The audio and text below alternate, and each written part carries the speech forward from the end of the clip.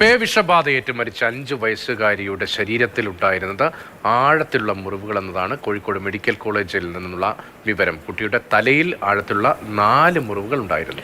കുട്ടിക്ക് വീട്ടിൽ നിന്ന് പ്രഥമ ശുശ്രൂഷ കിട്ടിയിരുന്നില്ല. പട്ടിയുടെ കടിയേറ്റ ഉടൻ മുറിവിൽ സോപ്പും വെള്ളവും ഉപയോഗിച്ച് കഴുകണമായിരുന്നുവെന്നും ഡോക്ടർമാർ പറഞ്ഞു. എപ്പോഴും കടിയുടെ ഡെപ്ത് അനുസരിച്ച് നെർവിന് ഡയറക്റ്റ് ഇഞ്ചുറി വരും. അതിന് കിട്ടിക്കഴിഞ്ഞാൽ ഈ വൈറസ് ഇപ്പം മുഖത്ത് തലയിലൊക്കെ കിട്ടുമ്പോൾ ബ്രെയിനുമായിട്ടുള്ള അടുപ്പം ദൂരം വളരെ കുറയും. അപ്പം അതിൻ്റെ മൂവ്മെൻറ്റ് ഫാസ്റ്റാണ്. ഇതിന് ആദ്യത്തെ ഒരു ഡോസ് കൊടുത്തിട്ടാണ് ഇപ്പം പെരിഫറിയിൽ നിന്ന് ഇങ്ങോട്ട് വന്നത്. ഇവിടുന്ന് തന്നെ അതിൻ്റെ ബാക്കി വാക്സിൻ ഷെഡ്യൂൾ അനുസരിച്ച് തന്നെ പോയിട്ടുണ്ട്.